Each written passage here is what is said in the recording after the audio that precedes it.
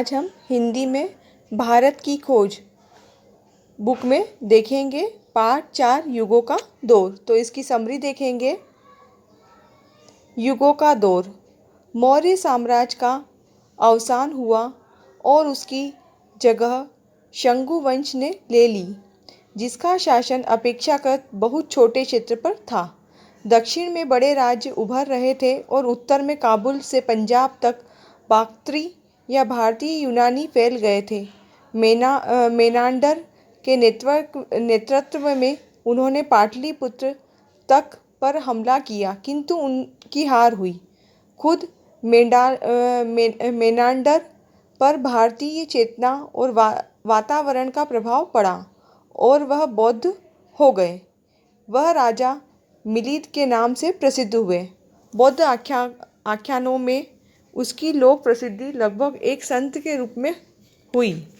भारतीय और यूनानी संस्कृतियों के मेल से अफगानिस्तान और सरहदी सूबे के क्षेत्र में गांधार की यूनानी बौद्ध कला का जन्म हुआ।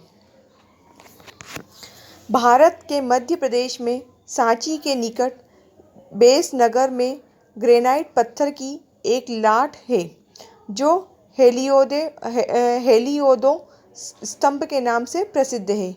इसका समय ईसा पूर्व पहली शताब्दी है और इस पर संस्कृत का एक लेख खुदा है। इससे हमें उन यूनानियों के भारतीयकरण की झलक मिलती है जो सरहद पर आए थे और भारतीय संस्कृति को जब्त कर रहे थे। मध्य एशिया में शक लोग आकस नदी की घाटी में बस गए थे। युई ची सुदूर पूरब से आए और उन्होंने इन लोगों को उत्तर भारत की ओर धकेल दिया। ये शक बौद्ध और हिंदू हो गए। युई चियों में से एक दल कुपोषणों का था। उन्होंने सब पर अधिकार करके उत्तर भारत तक अपना विस्तार कर लिया। उन्होंने शकों को पराजित करके उन्हें दक्षिण की ओर खदेड़ा। शक काठियावाड़ और दक्षिण की ओर चले गए। इसके बाद कुषाणों ने पूरे उत्तर भारत पर और मध्य एशिया के बहुत बड़े भाग पर अपना व्यापक और मजबूत साम्राज्य कायम किया। उनमें से कुछ ने हिंदू धर्म को अपना लिया, लेकिन अधिकांश लोग बौद्ध हो गए। उनका सबसे प्रसिद्ध शासन कनिष्क उन बौद्ध कथाओं का भी नायक है जिसमें उनके महान कारनामों और सार्वजनिक कामों का जिक्र किया गया है। उनके बौद्ध होने के बावजूद ऐसा लगता है कि राज्य धर्म का स्वरूप कुछ मिला जुला था, जिसमें जरुष्ठ के धर्म का भी योगदान था। यह सरहदी सूबा जो कुषाण साम्राज्य कहलाया, उसकी राजधानी आधुनिक पेशावर के निकट थी। तक्षशिला का पुराना विश्वविद्यालय भी उनके निकट था। वह बहुत से राष्ट्रों से आने वाले लोगों के मिलने का स्थान बन गया। यहाँ भारतीयों की मुलाकात सदीनयों, युई चीनों, ईरानियों, बाक्ट यूनानियों, तुर्कों और चीनियों से होती थी। वे विभिन्न संस्कृतियाँ एक दूसरे को प्रभावित करती थीं। इसके आपसी प्रभाव के परिणाम स्वरूप मूर्तिकला और चित्रकला की एक सशक्त शैली ने जन्म लिया। कुषाण काल में बौद्ध धर्म दो संप्रदायों में बढ़ गया, महायान और हीनयान। उन दोनों के बीच मतभेद उठ खड़े हुए। भारतीय परंपरा के अनुसार बड़ी बड़ी सभाओं में इन समस्याओं पर विवाद आयोजित किए जाने लगे। इन बहसों में सारे देश के प्रतिनिधित्व भाग लेते थे। इन विवादों में एक नाम सबसे अलग और विशिष्ट दिखाई पड़ता है। यह नाम नागार्जुन का है, जो ईसा की पहली शताब्दी में हुए। उनका व्यक्तित्व महान था। वे बौद्ध शास्त्रों और भारतीय दर्शन दोनों के बहुत बड़े विद्वान थे। उन्हीं के कारण भारत में महायान की भी विजय हुई। महायान के सिद्धांतों का प्रचार चीन में हुआ। लंका और बर्मा, वर्तमान श्रीलंका और म्यांमार हीनयान को मानते रहे। कुषाणों ने अपना भारतीयकरण कर लिया था। वे भारतीय संस्कृति के संरक्षक हो गए थे।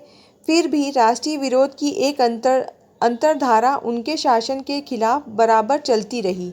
बाद में जब भारत में नई जातियों का आगमन हुआ तो ईसा की चौथी शताब्दी के आरंभ में विदेशियों का विरोध करने वाले इस राष्ट्रीय आंदोलन ने निश्चित रूप ग्रहण कर लिया।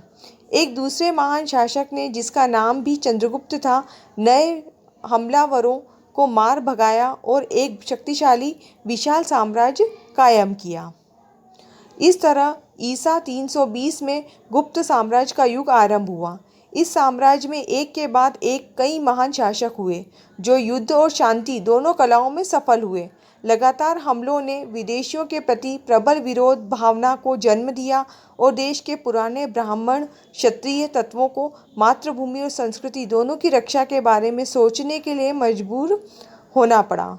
जो विदेशी तत्व यहाँ घुल मिल गए थे उन्हें स्वीकार कर लिया गया, लेकिन हर नए आने वाले को प्रबल विरोध का सामना करना पड़ा और पुराने ब्राह्मण आदर्शों के आधार पर सजातीय राज्य कायम करने का प्रयास किया गया।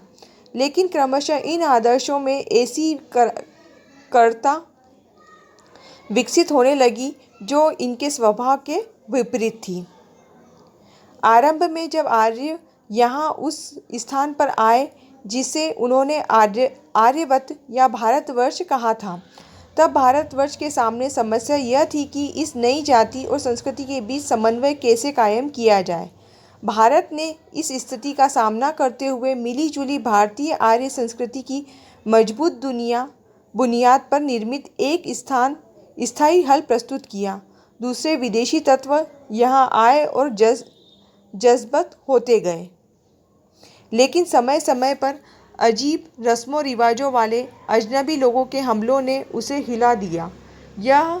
वह इन हमलों को अनदेखा नहीं कर सकता था, क्योंकि उन्होंने केवल उनके राजनीतिक ढांचे को ही नहीं तोड़ा बल्कि उसके सांस्कृतिक आदर्शों और सामाजिक ढांचे के लिए भी खतरा पैदा कर दिया। इसके विपरीत जो प्रतिक्रिया हुई उसका स्वरूप मूलतः राष्ट्रवादी था। उसमें राष्ट्रवाद की शक्ति भी थी और संकीर्णता भी थी। धर्म और दर्शन, इतिहास और परंपरा, रीति रिवाज और सामाजिक ढांचा जिसके व्यापक घेरे में उस समय के भारत के जीवन के सभी पहलू आते थे, जिसे ब्राह्मणवाद या हिंदूवाद कहा गया, वह इस राष्ट्रवाद का प्रतीक बना। यह दरअसल राष्ट्रीय धर्म था जिससे वे तमाम गहरी जातियों और सांस्कृतिक प्रवृत्तियां प्रभावित हुई जो आज हर जगह राष्ट्रीयता की बुनियाद में मौजूद है। जिस बौद्ध धर्म का जन्म भारतीय विचार से हुआ था, उसके लिए भारत वह पुण्य भूमि थी जहां बुद्धों ने जन्म लिया, उपदेश दिया और वहीं उनका निर्माण हुआ। पर बौद्ध धर्म मूल रूप से अंतर्राष्ट्रीय था, विश्व धर्म था। जैसे जैसे उसका विकास और विस्तार हुआ, वैसे वैसे उसका यह रूप और विकसित होता गया। इसीलिए पुराने ब्राह्मण धर्म के लिए स्वाभाविक था कि वह बार बार राष्ट्रीय पुनर्जागरण का प्रतीक बने। चौथी शताब्दी के आरंभ से लेकर 150 वर्ष तक गुप्त वंश ने उत्तर में एक बड़े शक्तिशाली और समृद्ध राज्य पर शासन किया। इसके बाद लगभग 150 वर्ष तक उसके उत्तराधिकारी अपने बचाव में लगे रहे और साम्राज्य सिकुड़कर लगातार छोटा होता चला गया। मध्य एशिया से नए आक्रमणकारी लगातार भारत पर हमला करते रहे।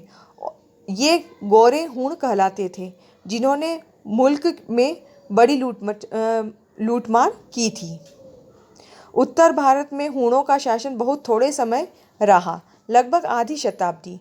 उनमें से बहुत से लोग देश में छोटे छोटे सरदारों के रूप में यहीं रह गए। वे कभी कभी परेशानी पैदा करते थे और भारतीय जन समुदाय के सागर में जब्त होते जाते थे।